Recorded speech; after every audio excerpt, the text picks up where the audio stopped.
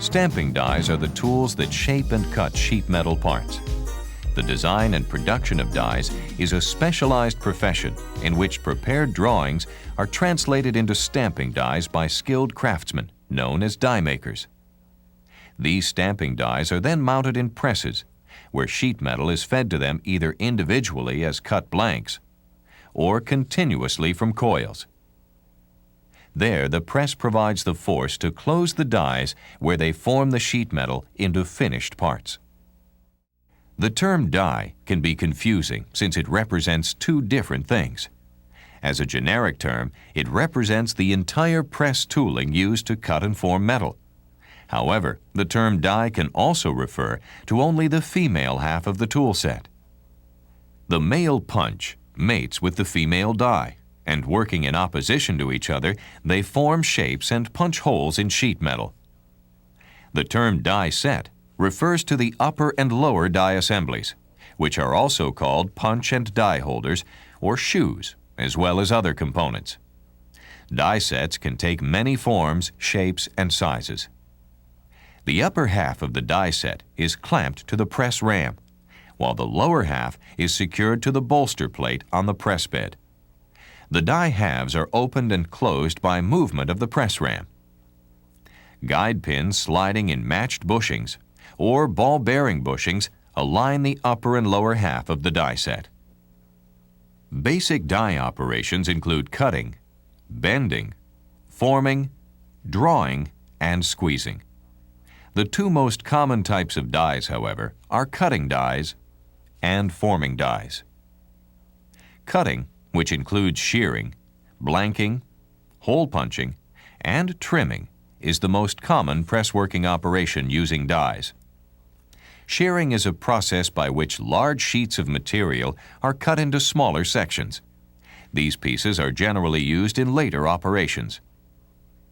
Blanking is a form of shearing that cuts sheet metal stock around the complete perimeter of a shape to form a workpiece blank. Reference to a blank in stamping usually implies the need to perform subsequent operations to the workpiece. Punching is the cutting of a slug from the sheet metal stock to produce a hole. After a part has been formed, a trimming die is utilized to remove the excess scrap metal from the workpiece. Forming is a broad term for metalworking processes in which the shape of a punch and die is reproduced directly in the metal. Some common forming operations done with press-mounted dies include drawing, bending, flanging, and hemming.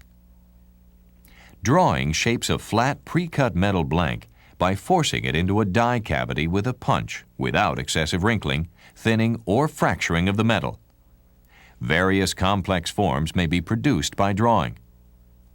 Drawn parts may vary in size from small parts up to aircraft and automotive parts large enough to require mechanical handling equipment.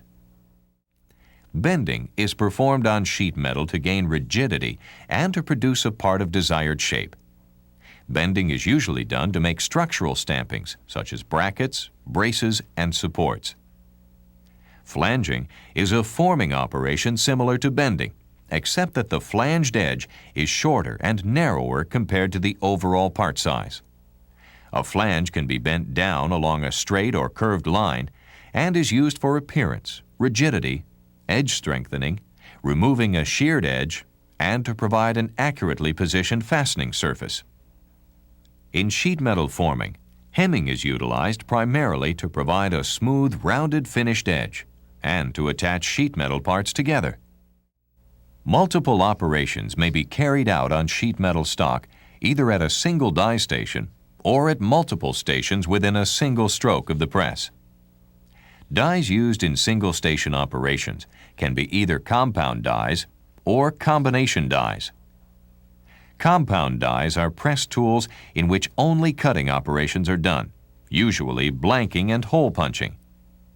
Combination dies are press tools in which a cutting operation, usually blanking, is combined with shaping or forming operations. Multiple station operations are done with dies that have several stations. Each station simultaneously performs a single step in a series of operations needed to complete a part. Finished workpieces are discharged with each stroke.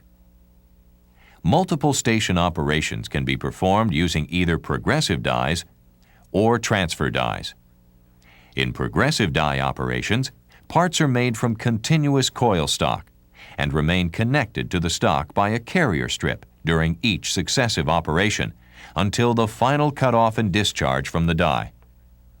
In transfer die operations, parts are blanked before or at the beginning of the sequential operations.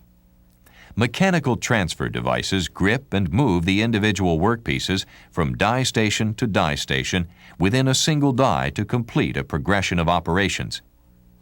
With large workpieces, a tandem press line may be utilized.